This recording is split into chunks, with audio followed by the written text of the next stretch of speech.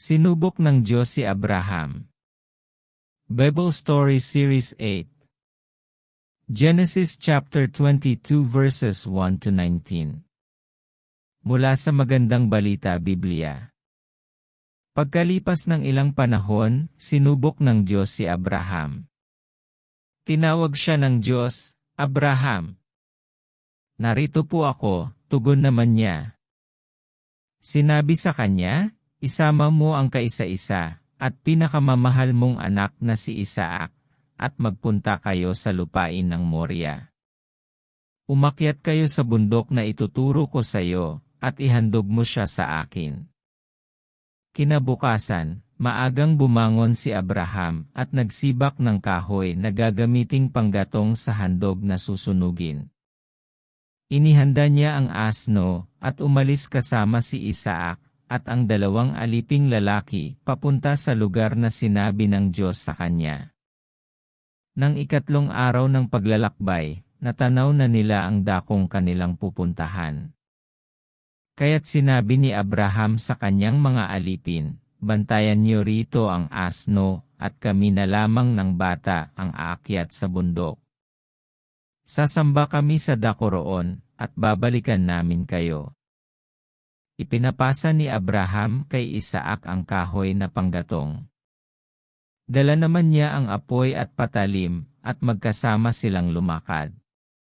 Tinawag ni Isaac ang pansin ng ama, Ama. Ano yon, anak? Tugon ni Abraham. Mayroon na tayong apoy at panggatong, ngunit nasaan ang tupang ihahandog? Tanong ni Isaac. Sumagot si Abraham, anak, ang Diyos ang magbibigay niyon. Kaya't nagpatuloy sila sa paglakad. Pagsapit nila sa lugar na itinuro ng Diyos, gumawa ng altar si Abraham. Inayos niya sa ibabaw nito ang panggatong at inihiga si Isaac matapos gapusin. Nang sasaksakin na niya ang bata, tinawag siya ng anghel ni Yahweh, at mula sa langit ay sinabi, Abraham, Abraham. Narito po ako, sagot ni Abraham. Sinabi ng anghel, huwag mong patayin ang bata. Huwag mo siyang saktan. Natitiyak ko ngayong handa kang sumunod sa Diyos, sapagkat hindi mo ipinagkait sa Kanya ang kaisa-isa mong anak. Paglingon niya ay may nakita siyang isang lalaking tupa na ang mga sungay ay napasabit sa mga sanga ng kahoy. Ito ang kinuha ni Abraham at inihandog sa halip na ang kanyang anak.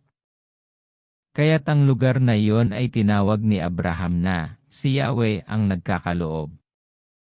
At magpahanggang ngayon, sinasabi ng mga tao, sa bundok ni Yahweh ay may nakalaan.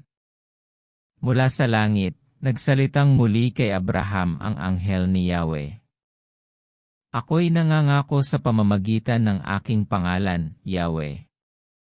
Sapagkat hindi mo ipinagkait sa akin ang kaisa-isa mong anak. Pagpapalain kita.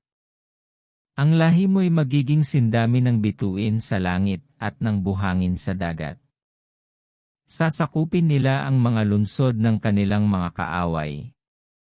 Sa pamamagitan ng iyong lahi, pagpapalain ang lahat ng bansa sa daigdig sapagkat sinunod mo ang aking utos.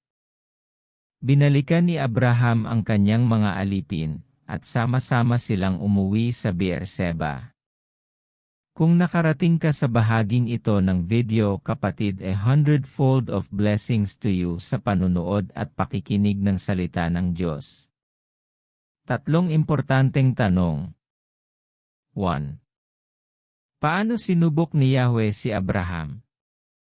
2. Ano ang nakita ni Abraham nung siya ay lumingon matapos kausapin ng anghel? 3. Ano ang pangako ni Yahweh kay Abraham? Comment your answer down below. Paki-comment na din kung hanggang saan nakarating ang video na ito. Don't forget to subscribe, like, and hit the notification bell for you to get updated on the next video. Thank you for watching and hearing the Word of God. Stay blessed and stay connected in the presence of the Lord.